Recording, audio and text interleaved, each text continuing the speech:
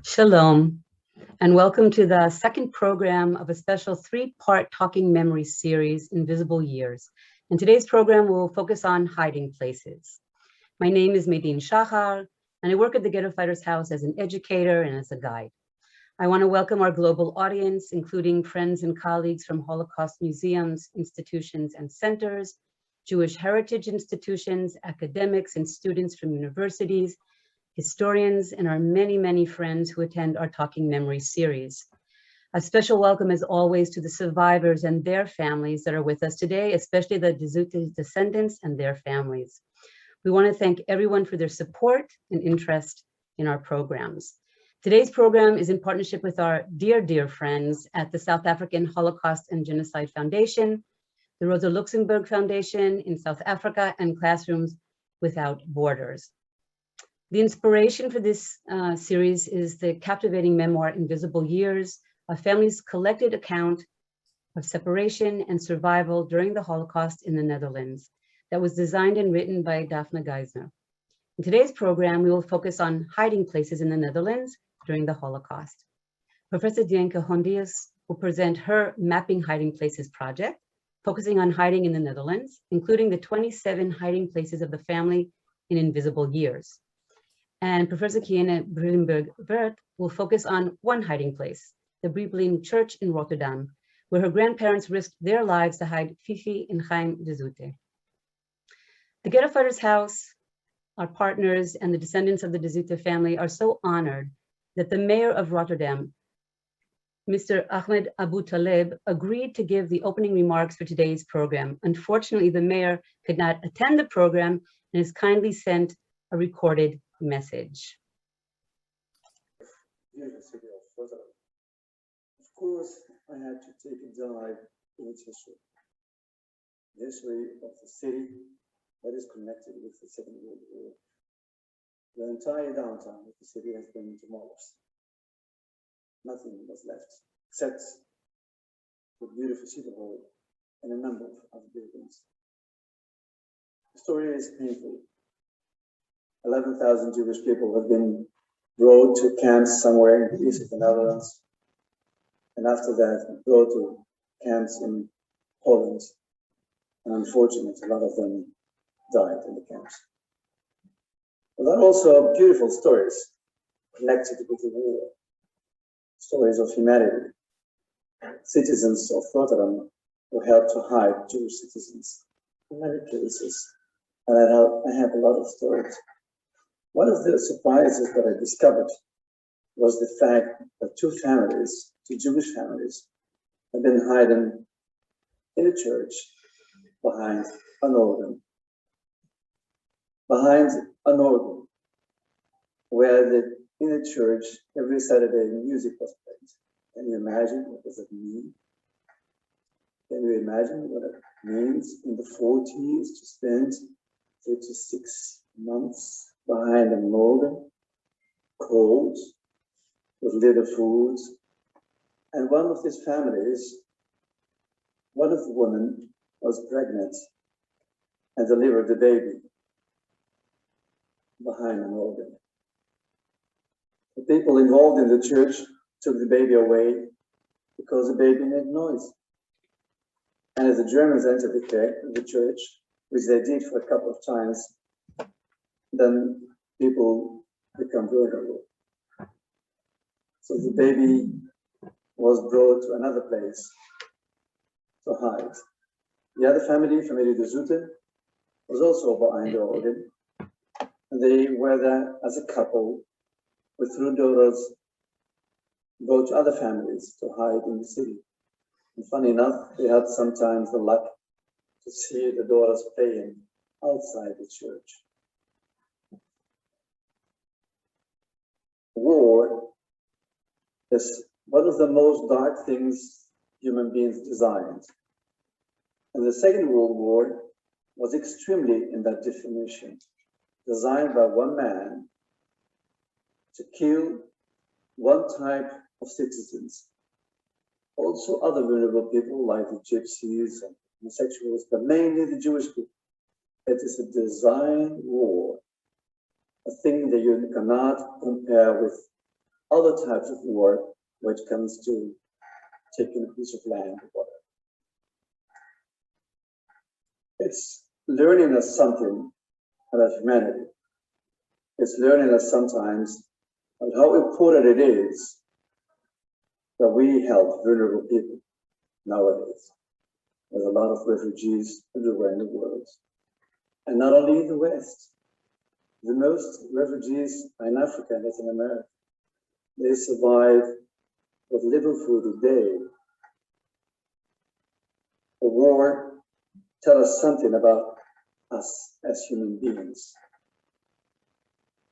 And the church was a fascinating symbol. And now I know there is a dispute about the future of the church and how to deal with such an iconic place, of which I would like that it never disappear as mayor of the city. That is a piece of history we have to safeguard. I know there is a dispute among a group of people to the left and to the right. My advice to them is, please mobilize wisdom. There is something in between your rationale and the fight to have your own opinion done.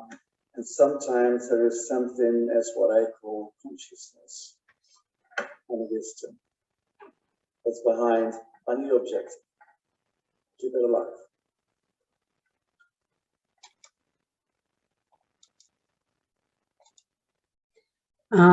I have to say that the mayor gave such an important message, and maybe I'm glad that we got to hear it twice.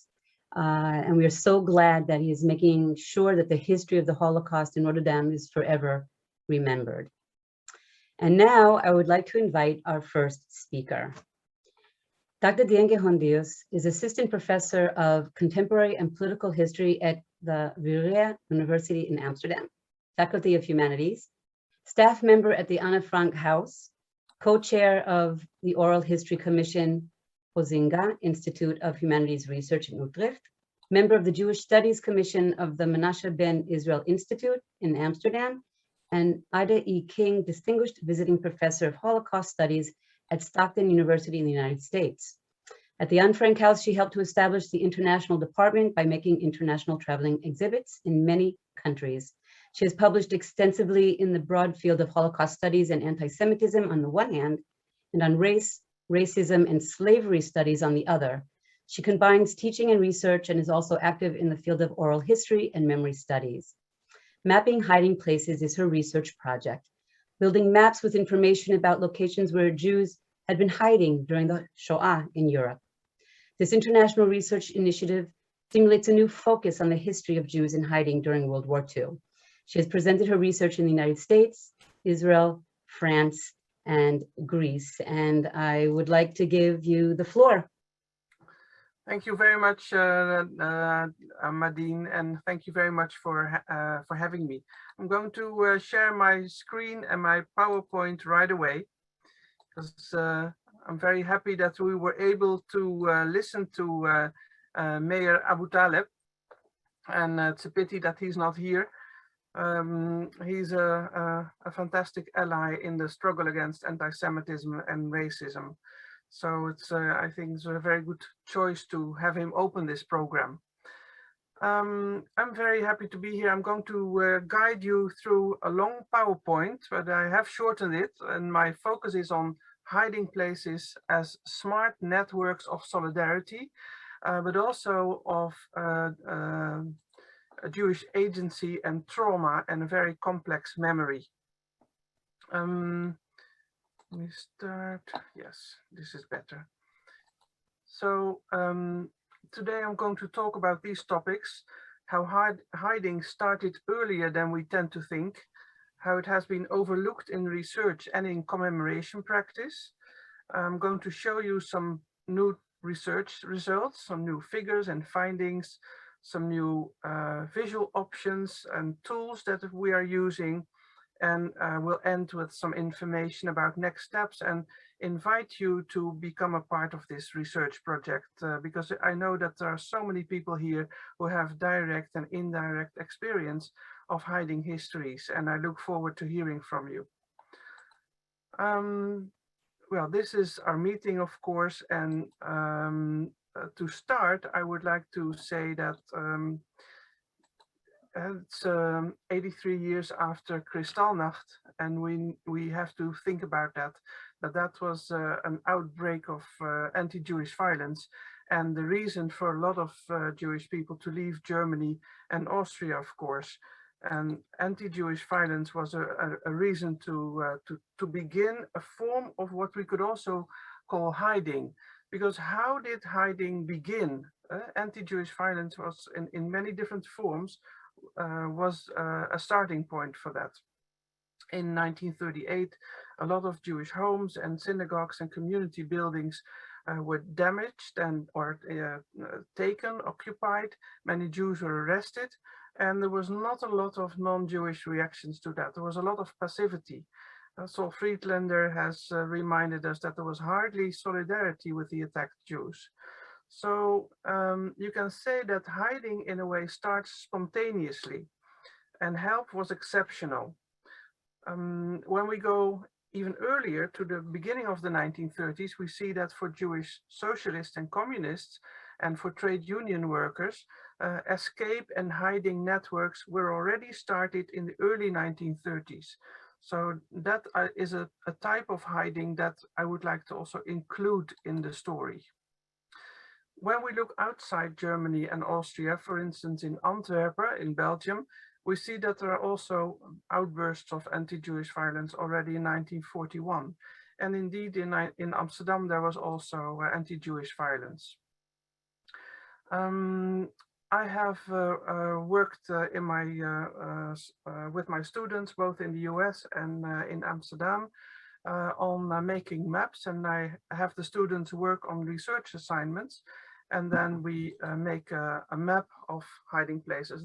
This is just a starting point of finding different hiding places in different countries. So students were engaged in that, and Remco de Boer, a research assistant, helped with making these first maps last year. Among my earlier work was a study of how Holocaust survivors returned to the Netherlands in 1945. And so this is, for example, a woman returning from Bergen-Belsen. And the focus, I must say, was always on returning from the camps. And there was much less focus on returning from hiding. And I now think that it is time for looking much more at what hiding consisted of and what also was returning from hiding meant. So that's something that we haven't looked at yet.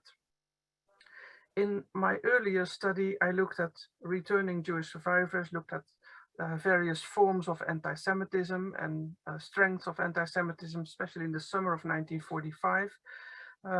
Very difficult situations where non-Jews refused to return Jewish property, very harsh institutions in the Netherlands, for instance, the banks and the insurance companies, and a small Jewish community of survivors who was severely in trauma and severely in mourning. And in that and outside that community were silencing mechanisms. So there was the voice of the Jewish survivors was not heard for a long time. When we look at the situation of survivors returning from hiding places, there are some extra things happening that we have to look at. For instance, there are complex relations among surviving family members, especially when there were family members who returned from hiding and returned from the camps. It appears that there has been a kind of hierarchy among surviving family members, and that had a silencing effect on survivors also. People who returned from hiding were expected to be grateful, and that gratitude also, yeah, it's now 83 years ago, no, 76 years ago since the liberation. So that expectation and that practice and continuation of gratitude is also something very specific for survivors of hiding. And then there are the fights over children, over property, and over governance among the survivors of hiding that they had to deal with. So these are some of the specific things that survivors of hiding have been confronted with. When we talk about hiding, the onderduik, as we say in Dutch, it seems to be an easy thing. Even children can understand hide and seek, but in fact it was quite complicated. It was a hard decision to go into hiding. It was very hard to find and to ask for a hiding place. It was quite difficult to keep a hiding place and to keep relations between Jews and non-Jews bearable, and also among the people who were inside the hiding place.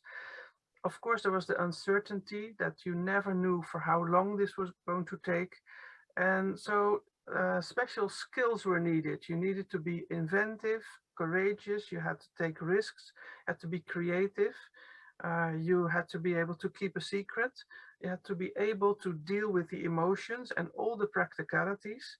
And what we now see is that hiding has hardly been discussed or studied by scholars in depth. So it is, strangely enough, it is still for scholars an almost new topic. As I said, that some forms of hiding began long before the deportations. Our example is Anne Frank. When Anne Frank received a call up for, or her sister Margot received a call up for deportation, the next day they went into hiding. This is not always how it went. There were very different moments and situations where people decided to go into hiding or found a form of shelter. And as I said, for some people that started already in 1933. Another group, many Jewish refugees moved on to the Netherlands, from the Netherlands, further away to the UK, to the US, to Australia, to Central and Latin America and the Caribbean. And then there were people who were able to flight and leave the country to Belgium, France, and on to Spain and Portugal. I find it important to realize that in 1941, there were already quite a few Jewish men who began to go into hiding every now and then. Rian Verhoeven, my colleague historian in Amsterdam, has written a book about Merwedeplein, a square where the Frank family were also living. And she noted that in 1941, Jewish men who were very alarmed about the razzia in 1941 and the death announcements coming in from Mauthausen, began to sleep elsewhere. They would leave the house in the evening and sleep somewhere else because they were very afraid of the rumors of the next possible wave of arrests. So that is also a moment when hiding starts. Now, what is hiding? It's a form of resistance, trying to escape deportation, arrest, refusing to register for work in the East, as it was called, and included in resistance. And we now think of resistance as a very broad topic. It is not, resistance is no longer only the sort of military or armed resistance. No, we include in resistance all the acts, passive and active, that go against the will of the Nazis. Now, what was the will of the Nazis? The aim of the Nazis was, as Alan Confino has said, to have a world without Jews. Now, consequently, every Jew who stays alive and he helps others to stay alive resists the Nazi aim. So that means that resistance is a kind of spectrum, and we have to recognize all these different types, direct and indirect, passive and active forms of resistance. Where did hiding take place? Well, we find a lot of different types of hiding places everywhere, including your own house or your own apartment when you were threatened with arrest. For example, people would run into a closet or under the bed or in a corner of the house or the building they were in a cellar, and also including one's own shop, an office, or an outside area. There were many outside areas near farms or in the wilderness, somewhere on the run, somewhere on the move. So anywhere could be a hiding place. And it was all, hiding took place for shorter and longer periods of time. Daphne Geismar has shown that in her book, that some hiding places were used only for a day or just for one night, but it was still all hiding. So which acts and activities and elements are included when we think about going into hiding? The decision to go into hiding, what did that consist of? First of all, not reporting when called up for deportation or for work in the East. Then any form of avoiding arrest or escaping arrest. Going into hiding is usually finding a roof over your head, finding shelter, however temporary. And included are those, as I said, many improvised areas, improvised outside areas specifically, but also inside the building, there can be lots of improvised smaller spaces. In the outside areas are chicken coops, very often used, sheds and camping areas, but also holes dug in the ground. We find them not only in Eastern Europe, but also in the Netherlands, near farms or wooded areas, in the bushes, in haystacks, along the water. There's a lot of water in the Netherlands, and everywhere you see that there were little boats or ships and dikes and sluices where people were able to sometimes shelter for a little while. So hiding was often spontaneous. It was little organized. Very often it was unplanned. And at first it had to be done very quickly. And after that, hiding was very silent, very lonely and unpredictable how long it would take. It could be extremely boring and sort of empty days and empty weeks and months. But at the same time, there was this constant chance that there would be direct mortal danger. Any moment, this silent, boring, empty day could be disturbed and could be turned into a situation of immediate threat. I think that is particular, very specific for hiding. Now, to endure hiding demanded many different qualities and skills that you needed to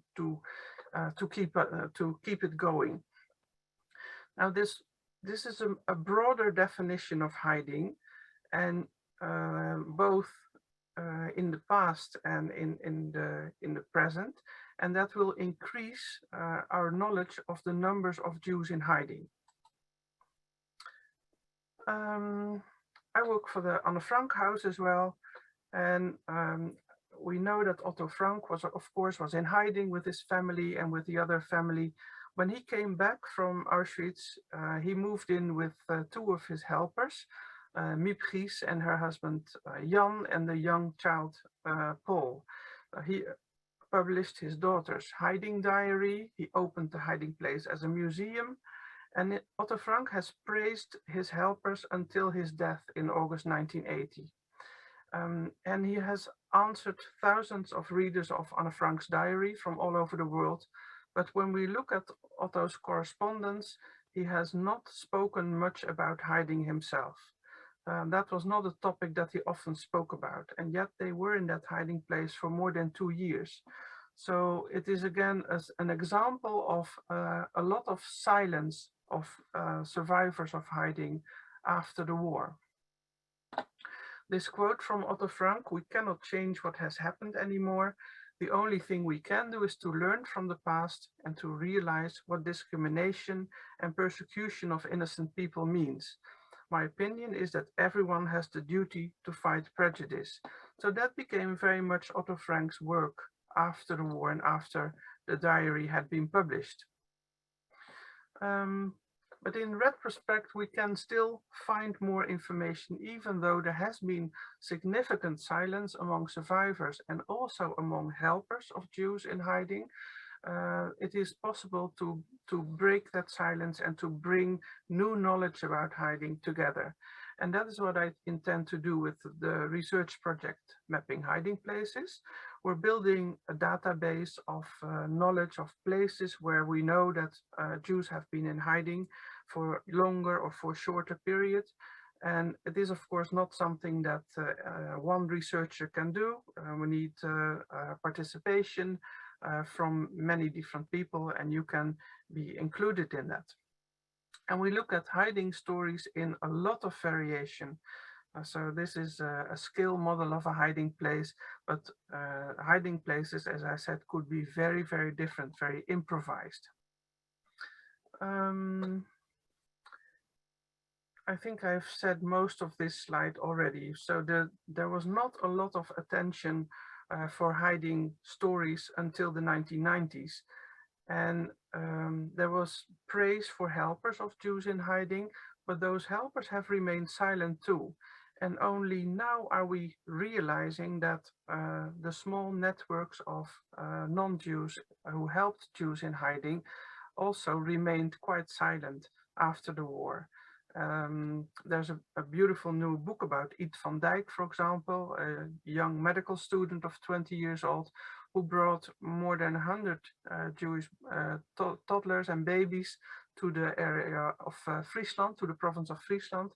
And she never spoke about what she did with other people than her immediate colleagues in a resistance group. So it is staggering to think that that silence continued. And we find that in different resistance groups after the war, that it was not something that was publicly spoken about. Now we are, from the 1990s onwards, we are in the age of testimony, and new collections of the voices of Jewish survivors have been built up. And I think that is a very beautiful fact, and we have to use those voices, the recordings and the testimonies that we now have, and listen to what survivors have said about hiding histories. And these, the hidden children have formed their own organizations, and they have built up very significant collections. So this is an example of an early map that I made a few years ago with some students. And then we have the students look at testimonies, and they begin to listen to a testimony, and often a survivor will say something about a hiding place. And we work together with architecture historians and students who make hiding places as a skill model. And we've made a small exhibition of that. I will show you some pictures of that later. So historian Omer Bartov from Brown University has said that we can give place a voice, and that is what we're trying to do with this project. Here are some of the models of hiding places by students of the Technical University in Eindhoven, and Dr. Hüsnü Yegenoglu, my colleague of that university, who has given his students assignments to build skill models of hiding places. This is something that we could do more also in 3D models. There are now possibilities, and looking at a model of a hiding place stimulates memory and stimulates thinking about the memory of hiding. This is a map that we made of Amsterdam just a few years ago, so that is always growing. This year, my students made a map of the Zaandam. Zaandam is an area just north of Amsterdam. And what we see, not just in the Netherlands, not just in Amsterdam, but also in Munich, for example, in Berlin, for example, in Rotterdam, is that when pressure builds and the deportations start, Jews try to find escape in many different directions from bigger cities. And one of those areas was Zaandam. There are many other directions that you can go to from Amsterdam. So we are now finding that there were quite a few hiding places in the city of Zaandam and the villages around it. And a very active group in Zaandam has helped us with this research project. But we also find more and more hiding places used in Amsterdam. This is an example. I will just quickly go through a few examples. I will share the PowerPoint with you later so that you can have a look and read it at your own leisure. This is the main post office in Amsterdam city center, just behind Dam Square. It is now a shopping center. And here was also a hiding place just above the entrance. And the lady to the right, Renee Gompus, now lives in Sydney, and she was in hiding there. Her niece, Loes Gompus, second generation, is also involved in the project, and we gave a presentation at a synagogue 2 years ago.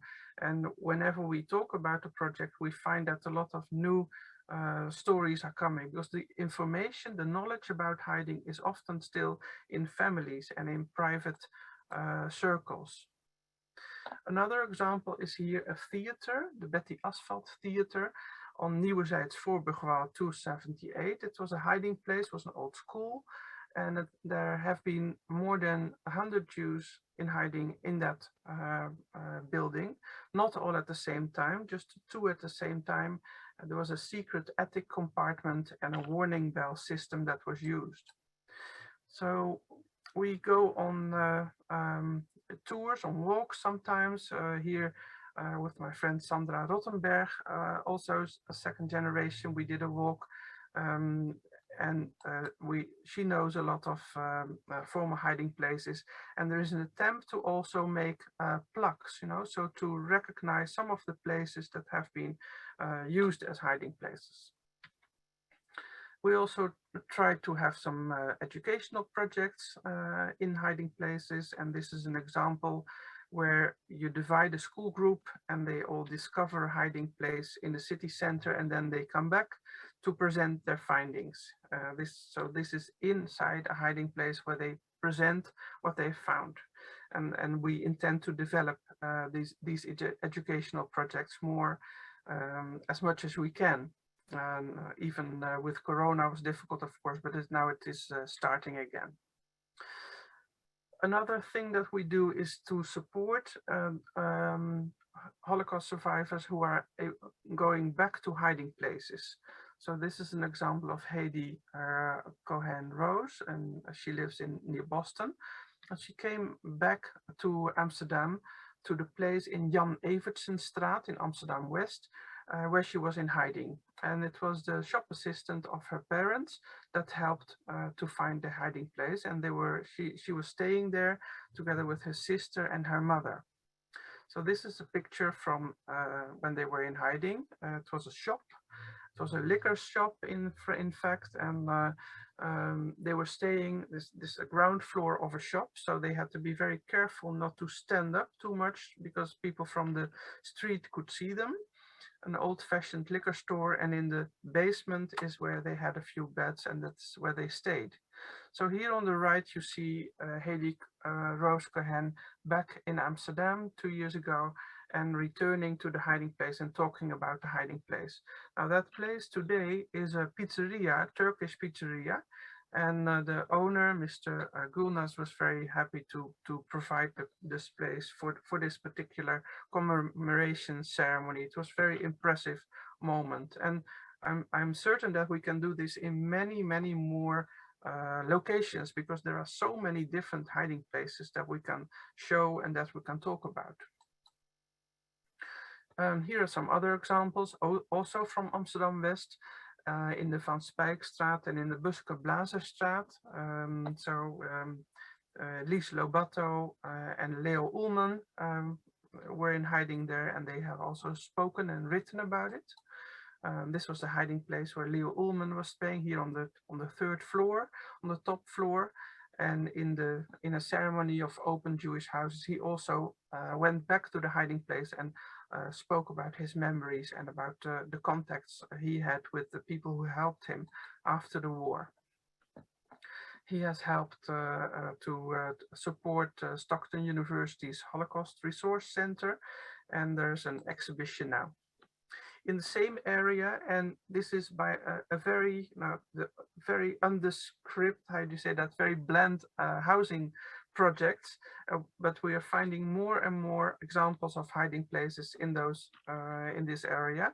In this street, Witte de Witstraat, we find 3 different hiding places and people who survived there. Betty Bausch is a survivor. She's still alive. She's now 102. She's been very active in resistance groups, and she's also survived in hiding. And here she's at home in her home in Israel. But also she came to a former place in Amsterdam where she lived, and here you see 3 generations together giving testimony on the location of a family home in Amsterdam. And I think this multi-generational work is something very promising and very good also for hiding histories, because there's a lot of knowledge and expertise in 3 generations, maybe even 4 generations, who can find more information about hiding places and family memory. I work together with the Hidden Child Foundation. I think they've done a fantastic job in their writing groups and in collecting testimonies of hidden children, in a support group also. And so the journal that they have, the newsletter that they have, is a very welcome source. And the Hidden Child Foundation is not the only one. There are several of these self-organizations that have built collections that we can use as sources of information. So hidden children from many different countries have written about their memories in these newsletters. And as I said, it is in the Hidden Child Foundation is one of the first journals that I've looked at, but there are more. So they have, for instance, a lot of testimonies from Belgium. Very interesting for us in the Netherlands is to compare Belgium and the Netherlands, and also the situation of Protestant country, a mostly Catholic country, whether that was different and how it was different and similar. And we also are very interested in looking at older and younger survivors in hiding, in differences between men and women in hiding, in girls and boys and their experiences. So there's a lot that we can still find out. So far, we see that the female and male ratios is roughly the same in the memories collected and the testimonies collected. And we see that there are in many different areas now projects popping up where hiding places are studied and collected. So not only in the Netherlands, but also in several other big cities, we have urban and national hiding place studies emerging. So it is a growing field of study. A good example is the small town of Deventer in the Netherlands. Here, Hans van Beek has individually looked at all the different hiding places and made a collection and a beautiful website.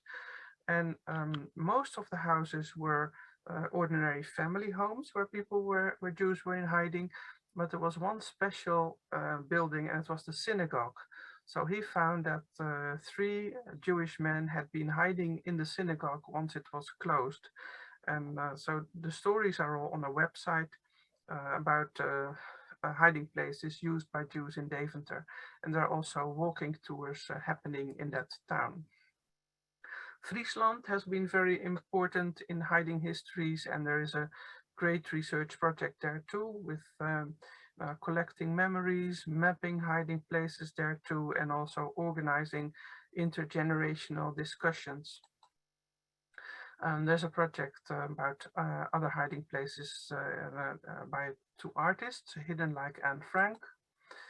And our aim is to bring researchers together from both in the Netherlands and from different countries to exchange information to build a knowledge database. And we will collect knowledge not only about the hiding period itself, but also about the post-war period, because we know that the traumatic period of hidden children was not only during the hiding period, but also around the liberation and after the liberation. It has had a great impact. A new research project that we do is connecting hidden children with artists. And that is a project from the University of Victoria in Canada, led by Professor Charlotte Chalier. And we're making 3 graphic novels, developing them with living survivors. So the survivors are crucial in how they speak about their memories, and the artists are building the story. It is quite difficult for older survivors of hiding to think of the exact addresses where they were. because as children, as hidden children, they had to forget and they had to block out their memory. They had to forget and deny the name and the background. And so that we find that it has been quite difficult to come back to memory. But what is a new insight is that drawing of memories can stimulate memory. So again, my colleague Hüsnü Yegenoglu has shown that when you ask a survivor, and some of you may be involved in projects like this, if you're interviewing a survivor, talking with a survivor, you can ask them, well, take a piece of paper and could you draw that hiding place? Do you remember what it looked like? And putting a pencil on paper and talking can often bring back part of a memory.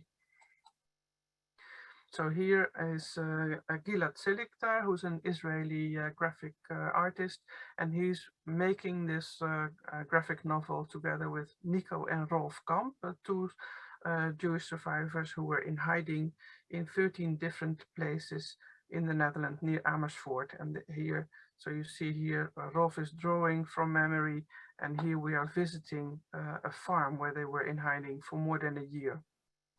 There's also a beautiful film about this already.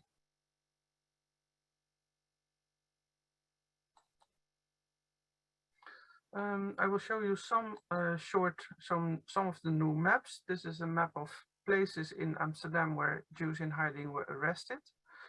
And then we can find out that, you know, within a few months after that, most of them had been deported. Here are some maps of German hiding places that I hope to develop that further. So Belgium is important for my project, France, of course, but Germany is also very promising and a lot to do still. Frankfurt and Berlin. This is an example of a new book just out by Gerben Post about a family who were very active in helping Jews in hiding in Amsterdam. They were students and they were very good at falsifying identity cards. And the student home is still there. And here you see them active. The sister Lydia was specializing in making false papers. So that was a crucial quality, a crucial skill. And Ivo Schöffer he said, as the boss of a hiding place, you had to be very strict. So they were doing these trainings that the Jews who were in hiding in that student home had to wake up in the middle of the night and then run to the secret area they had in that student home. And they had to practice again and again until they could do it in 2 minutes. So this is an example of a very recent book with memories about that particular place. Now here's a new map that I've made for this occasion. So Daphne, I hope that I promised that I would do that, and I'm very happy to present it here for the first time. So this is a map for Daphne Geismar of her book Invisible Years, published last year. And I've made a story map of the story of the hiding places in Daphne's book, but also opened. This is an open map. If you go to one of these links, you can see the map, and you can click on every dot, and then you will see who of the family of Daphne were in hiding in these places. And now it is an open map, so Daphne, you can continue to work with this map, and then so you can put it on your website, and you have a digital version of the map that you made for your book. One of the hiding places in Daphne's book is a wallpaper factory in Amsterdam, and I was wondering which wallpaper factory would it be. I found these old pictures of a wallpaper factory, and it could be that this wallpaper factory was one of the hiding places of one of the families. So there are options to continue. Sometimes you have an address, or you have part of an address, and you can always continue the research, and then you can put it on paper. So that's the good thing about digital maps. It is fluid, and it can be you can always add information to it. Also, I found that the information in Invisible Years is now without most of the house numbers of all the addresses of hiding, but with information from the population registers, you can add that information. So you can make it more complete, and then you could add pictures of the houses where hiding took place. So it brings it and makes it more complete and even better to imagine.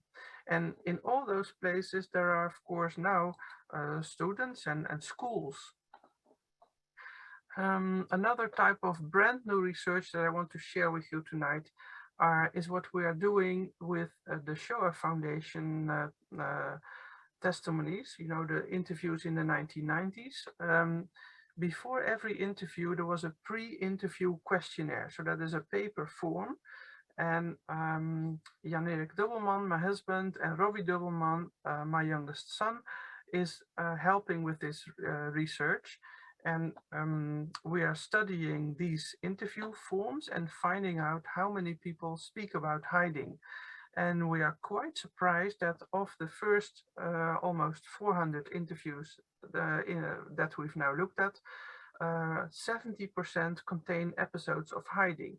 So hiding is everywhere. There are so many hiding stories. So many people have had an episode of hiding as survivors. And there are more or less equal number of men and women. And so far, there are about 2 to 3 hiding places per person. So we see that the importance of hiding is very overwhelming in what we've seen so far. And we also see that quite a few people have survived in hiding.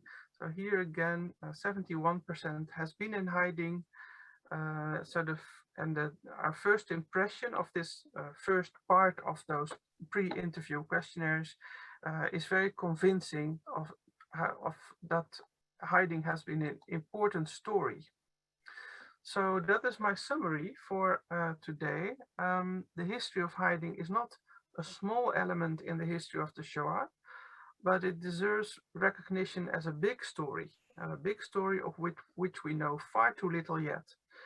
And it is time to include all the testimony collections that have been built up in the last 30 to 50 years, and to include the perspective and the voice of survivors and their families.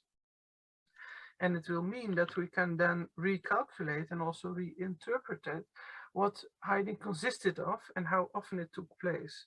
So 70%, what we're now finding, is a large majority. And then we can do new things as well. I gave a talk 2 weeks ago to a group of survivors for the Dutch organization of Yad Vashem. And they were in the audience was beginning to compare surviving in hiding with surviving in the camps.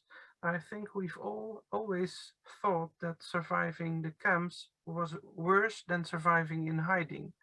But here I heard for the first time a different remarks. So who had more agency as a survivor? So there has been in hiding a lot of fear and a lot of unrecognized and significant suffering and trauma. So I think that comparison we will continue to work on that. Similarly, we can also ask questions about how do we compare helping Jews in hiding with other forms of resistance, because we see so much post-war silence in these former resistance groups that it is an interesting question why that is and how that happened. So these are some new questions that we want to take on. We're building a website. We're organizing a conference, and there will be some more conferences next year. One is in Athens in May next year. The comparison between Greece and the Netherlands is also quite interesting. But I'm also very interested in Poland and in other European countries. We're developing educational tours.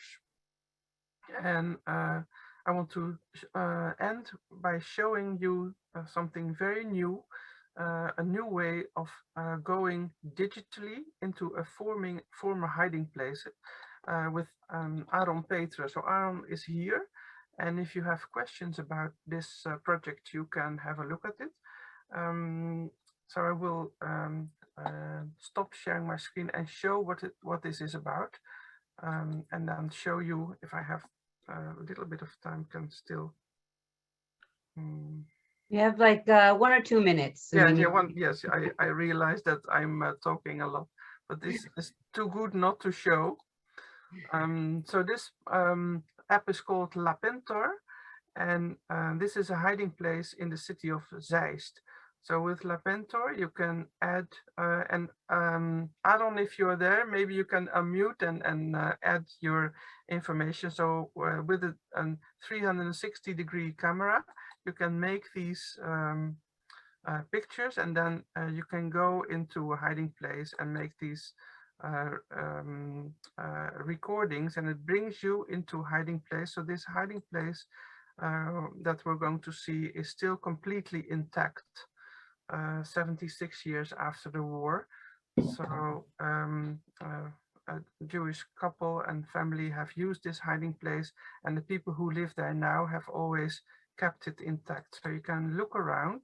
So, and it's 360 degrees, so you can go in all different directions, and you can go back up.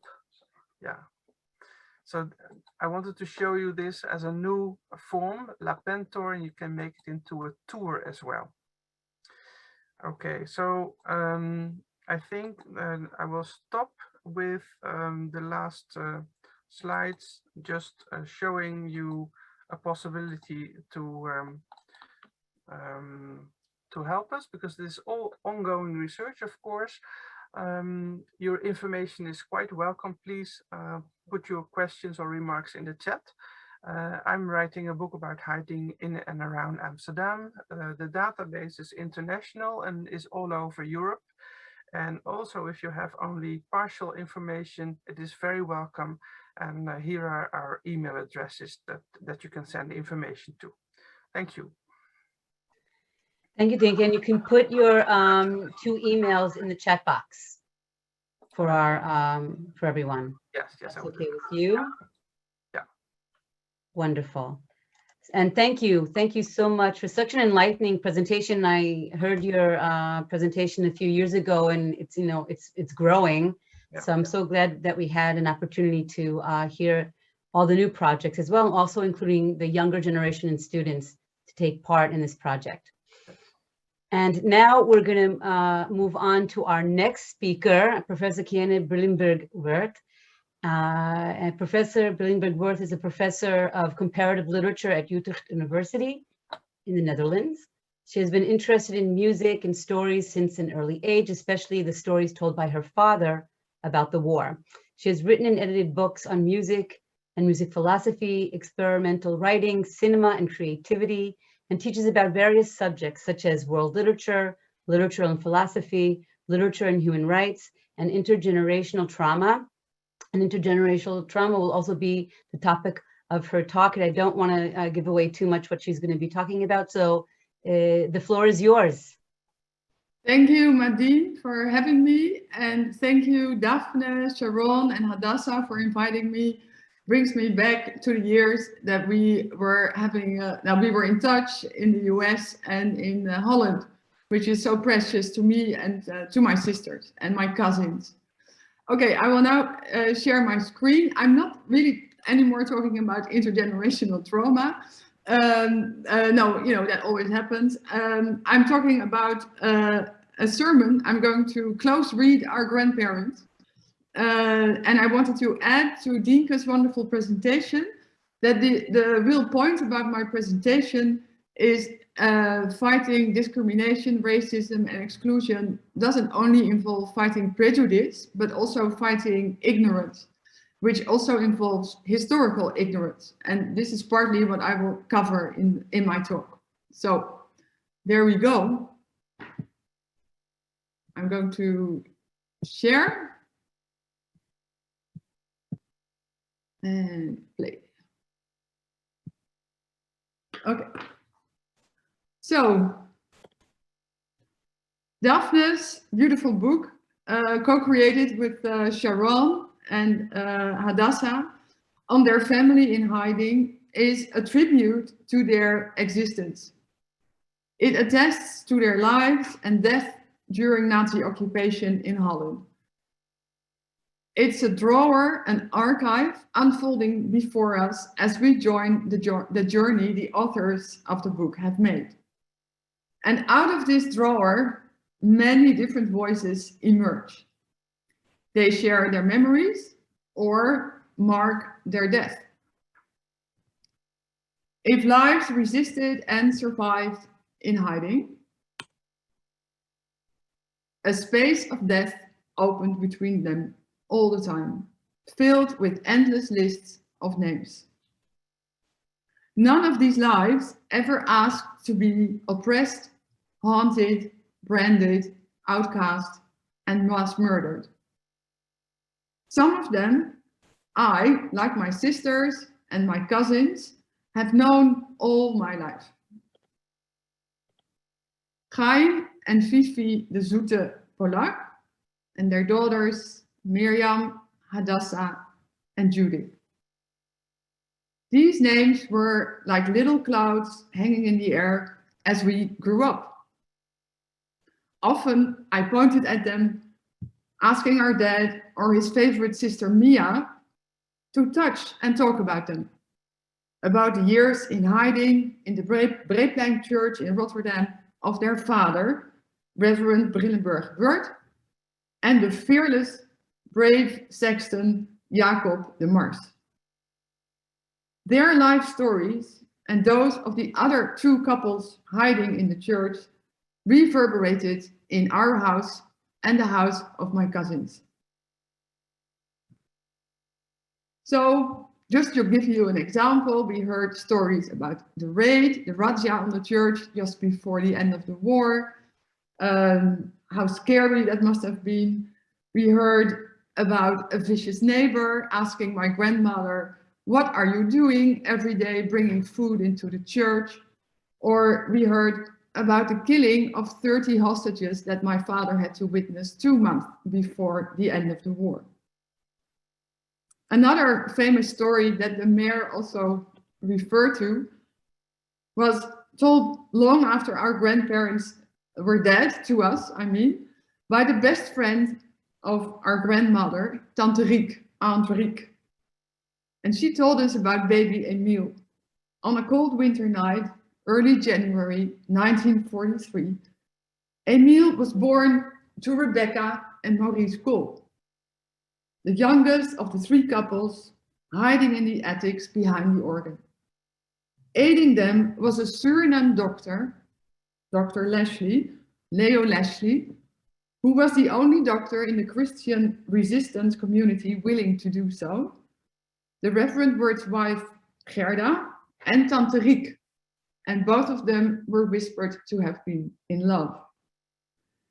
Imagine the situation in that dark, cold attic, passing on existence in limbo, a heterotopia where discriminated and haunted people welcomed a new life.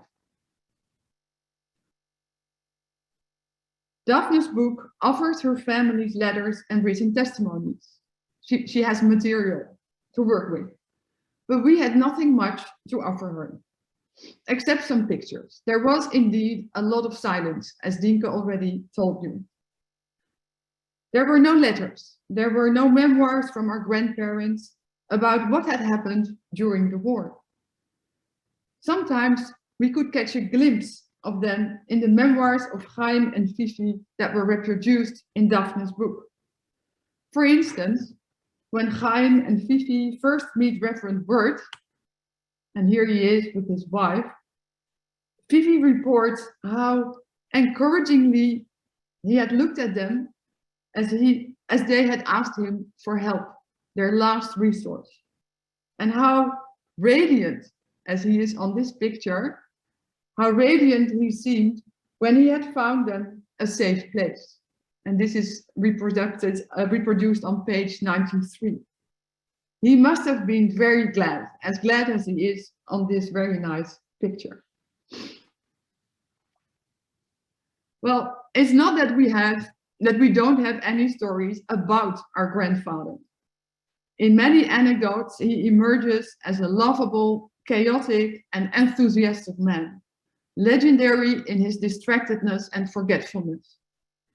He seemed very generous, a real helper for the people in his parish, especially for the poor and helpless. He was also innovative in his profession, an interdisciplinary thinker who integrated theology, psychology, and sociology to improve care for patients with terminal disease. Yet we could never ever find a text written by him, his wife, or their intimate friend Riek on their experiences during the war. Now, however, a text has emerged. Only a few weeks ago, Anja Matser, who has written one of the first books about the hiding places behind the organ in Rotterdam, discovered a sermon by our grandfather, Reverend Brillenburg Wurth, delivered one day after the liberation on May 6, 1945. It was part of a double performance on freedom. The first sermon delivered by Reverend van Andel, the second by Wurth. Both are pretty stern sermons in the tradition of the Dutch Reformed Protestant Church. The first one stressing the frailty, gullibility, and cowardice of most of the Dutch during the war, so that most of the Dutch Jews, as Dienke just showed, were deported and murdered. After the war, the surviving Dutch Jews never, and rightfully so, trusted the Dutch again. Anja Matser told me that as open as our grandfather had been towards others, as deft and complex were his sermons. They were generally not understood. His liberation sermon, entitled A Call to Freedom, is certainly a very, very dense text. It layers and interweaves different ideas and lines of thinking on freedom, and then thinks about the applications of applying them to concrete situations. The question that he raises is, how should humans act in relation to each other, feel towards each other, especially when freedom has been regained? What does freedom mean after years of oppression? Does it mean you can do whatever you want, take your liberty, or does it mean something else, that you have an obligation? For him, and I thought this was nice, freedom is an obligation from the heart to reach out to others. His ideal was clearly with the community, not the individual. And I was very pleased to even detect some communism in his text. So his sermon proposes that freedom is a call to duty, a felt necessity or impulse, and our grandfather seems to have been very impulsive, to help others. It is about love and communal care. As the spiritual somehow resonates in all of us, we have an obligation towards the other. So I think it's a beautiful message. I even try to read it as a testimony or an explanation for his support to Jewish resistance during the war. So finally, we have a voice here. Why he did what he did. Because towards the end of his sermon, he rather cryptically states, God asking us to love comes to us through the others, the fellow beings he puts on our path. Are these, I of course wonder, Chaim, Fifi, the sexton, and the two other couples hiding in the church? So that it is these others that allowed him to practice his freedom, rather than him acting bravely as the hero. And isn't it a very new and nice way of thinking of resisting the Nazis in terms of practicing your freedom through others, rather than stressing your ego in this matter. So I was happy with this, to find this sermon, to find his voice, but I was also very unhappy with this sermon. I was confused by it and I didn't understand something about it. It gave me a hard time as I read it first. The reason for this, well, Reverend Wurth uses a text in his sermon to make his point about freedom from oppression, and that is part of Paul's letter to the Galatians in the New Testament. As many Protestants will know, this letter has been erased from the Christian canon in the meantime, as it breathes an anti-Judaic theology.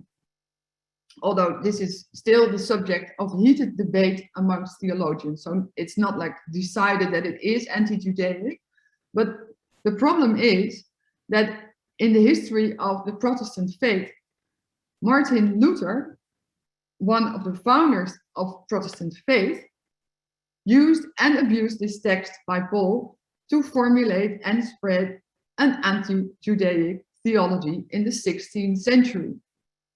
Worse, in an ugly little pamphlet called The Jews and Their Lies from 1543, he demonized the Jews and called for their conversion before the end of times. Why? So that all Christians, including the converted ones, could enter heaven. Only then could the kingdom of God open. It's unbelievable that people really believe this stuff for centuries.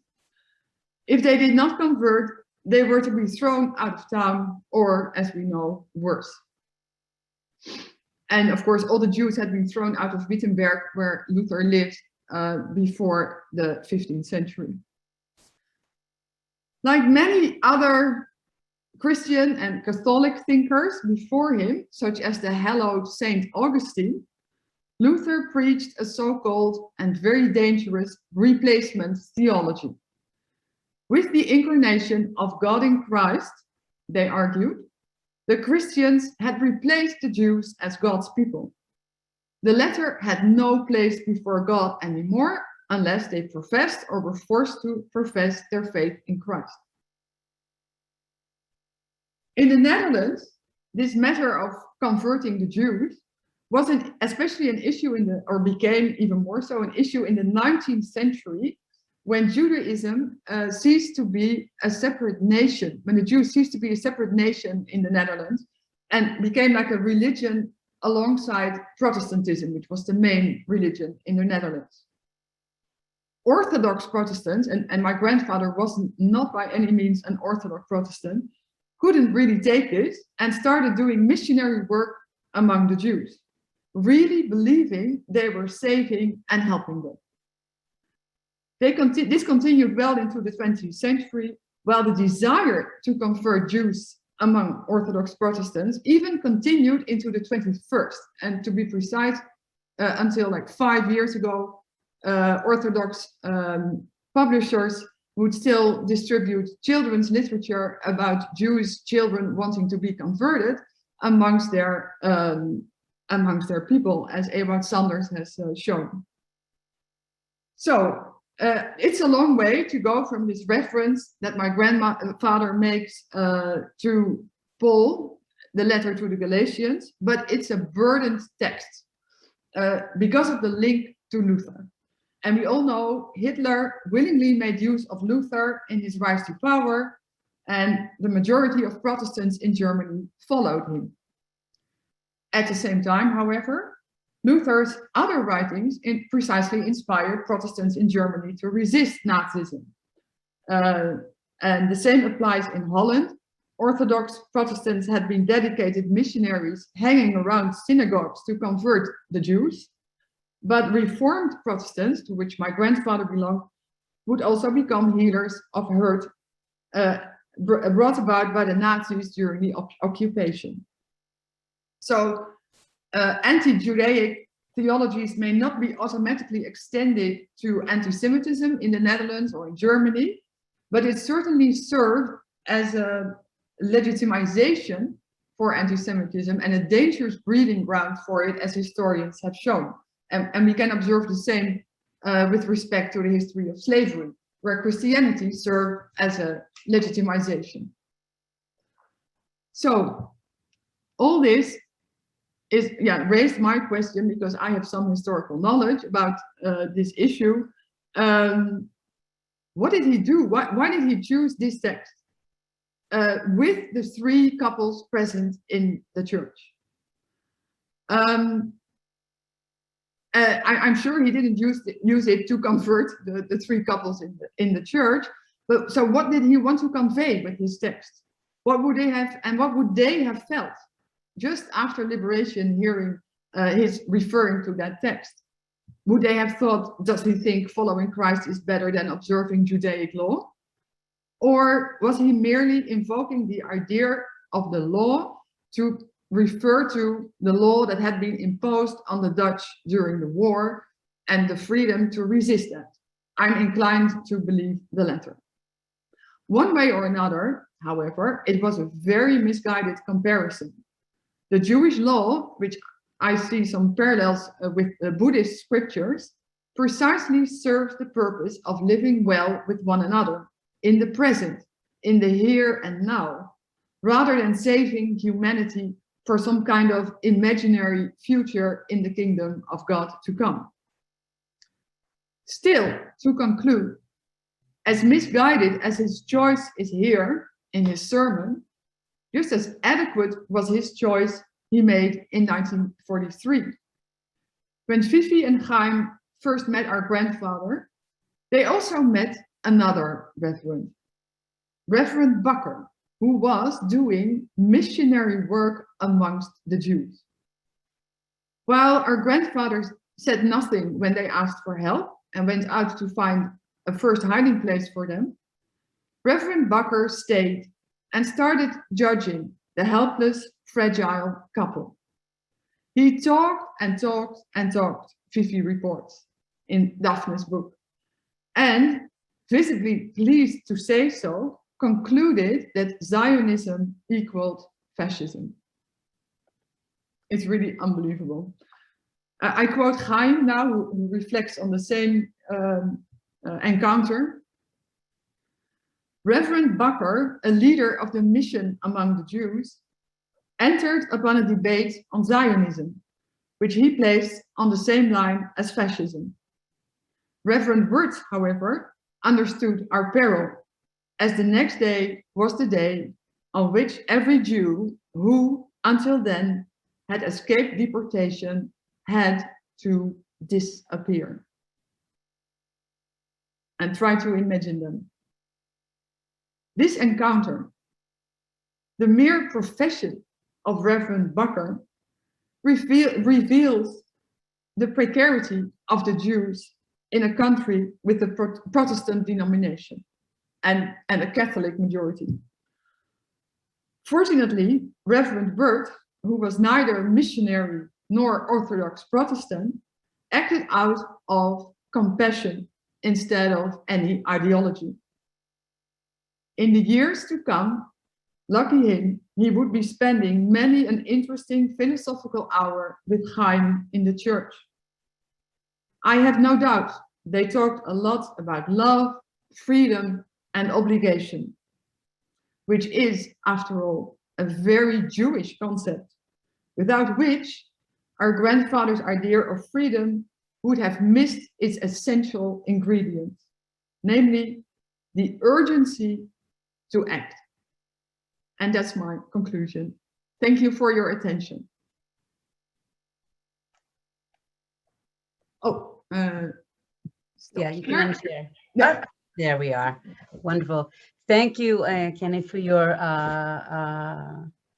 look at this sermon. It's so interesting because you actually come from that field of literature, so it actually made your presentation very interesting coming from that point of view as well, and also adding something new to our understanding the day after liberation to, you know, contemplate what did I actually do and what does it all mean when you have so much silence and you have this written and it was printed. So that's incredible. Yeah. It's very, very late, but I do want to acknowledge that we have a few stories of survivor families. Michelle Bukai, who I personally know, and I'm so glad that she came, talked about her family that went into hiding in the Netherlands, and also Alice, I can't pronounce her last name, Nagas, I think, also mentioned that her family went to hiding.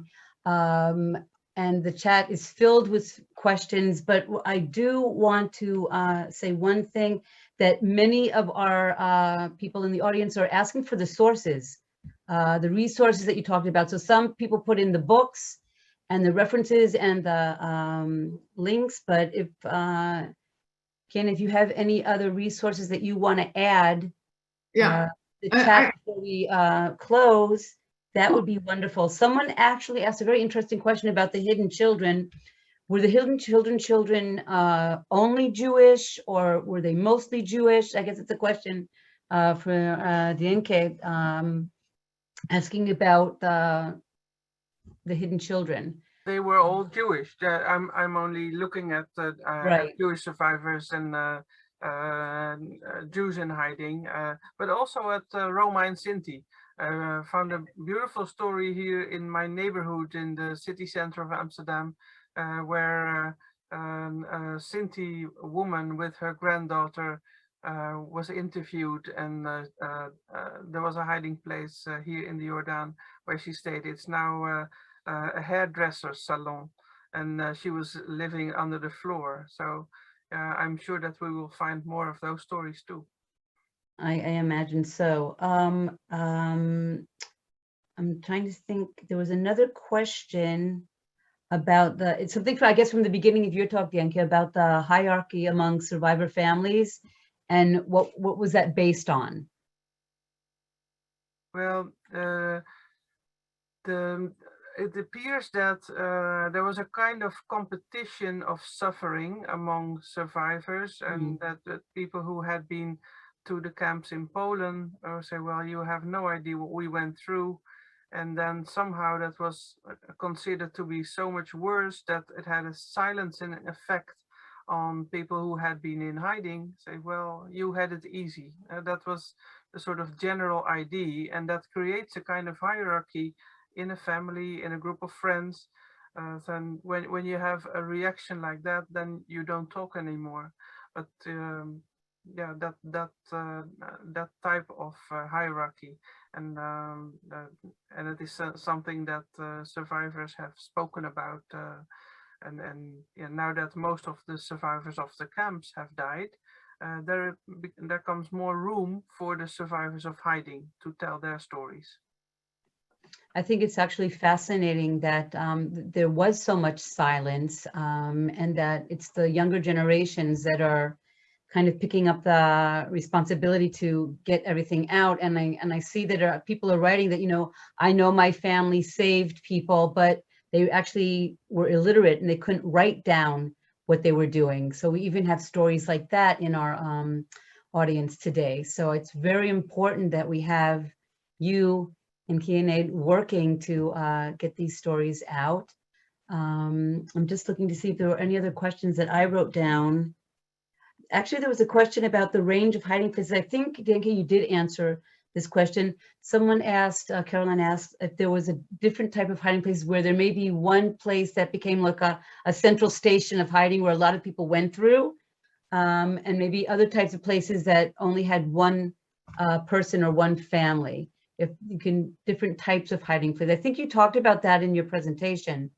That actually, yeah, what we find out more and more, that some places were used very as temporary hiding places, so sort of transfer to other places just temporarily. And we also see that in some parts of Amsterdam, housing was temporary. So Jews were deported from a house, and then later another Jewish family was housed there, and they were also deported. But then they were also using houses more often as hiding places. And then, yeah, I have no overview of that yet. So we're only gathering all these stories, and every story is welcome. Wonderful. And I'm just going to ask our audience if anybody wants to write in the chat if there's anything you want to ask Kiene about her presentation as well. I've also put in the link for our YouTube channel for those that are interested in a recording. It'll be available within a few days. I know there are a lot of people that want to either watch again or weren't able to attend today. So we have that available as well. And I see that Daphne is also adding the links to purchase the book, which I have here always next to me. And I want to ask the family, the Geismar descendants, if there's anything that you'd like to say before we say goodbye to our audience, because we do have you here with us today. Hi, Medine. This is Hi. Adasa. And next to me there is Judith, my mother. I hope you can see her. We're going to try to spotlight you now. There you go. One, I will put the camera. This is my mother, Judith. Hello, And she's Judith. the daughter of Chaim and Fifi de Zute, who Kiene just told everyone about their hiding in the church, in the Bell Creek Church. I would like to say that it was very interesting hearing both of you, Dienke and Kiene, and thank you very much from all of us in our family. And I would like to say that Kiene grandparents hid my grandparents, or my mother's parents, Chaim and Fifi, and we are so excited to hear the point of view of the family of the hiders, the very brave people who hid my grandparents. It is such a complex situation, and it is so interesting to hear this side of the story, which is seldom told, because it is for sure something very good that they did, standing up and hiding the people who need this hiding place. But we do understand that it is a very complex situation for them, their family, who was endangered because of this bravery act. And I think it was very interesting to hear Kiene talking about a little bit of this complicity. And probably there is a lot more to tell about being in that side of the story. We know our side, but that side is very, very complex, I assume, and can think about it. And also I saw Gentine is also here in the audience, Gentine, who is Kiene's sister. Yes. So I just wanted to say that it was very interesting hearing you're talking about it, and it is very appreciated to see the complex point of view that some of it was brought up by you in this conversation. Thank you. That's very precious to me. And thank you, Judith. It's so wonderful to see you again. I added a link to the Organ Addicts website, and I think there's also a way to hopefully after Corona and COVID, we'll be able to travel again and to visit, and like Dienke was talking about, do these tours as well, because people were asking in the chat if you're able to visit these places, and this is happening. So I put that link in as well, the Organ Addicts, and it's in English, and of course it's also in Dutch, so people can get information about that as well. And I can hardly wait to make that trip, I hope in the near future. So first of all, I want to thank our two speakers for coming and talking with us today and sharing information. People are so appreciative of the information. Many people do not know a lot about hiding in the Netherlands, and how complex it was, and how it was very much widespread. Somebody actually asked how many people went into hiding. Robert Jan van Pelt talked about that the last time. I'm going to throw out a number: over 30,000 people went into hiding, and many survived, like someone wrote, because they were in hiding, which is so rare in the Netherlands. And I also want to thank the Zute descendants for being with us, and especially Judith to be with us today. And of course, I want to thank our incredible audience that came today and asked questions and was very interested, and hope to see everybody in another month on December 5th for our last and third program in this series. So I want to say shalom to everyone and see you soon. Yeah. Thank you very much. Thank you. Thank you. Thank you for all your questions, and we'll try to answer them. Thank you. Okay. Bye, everyone. Bye-bye.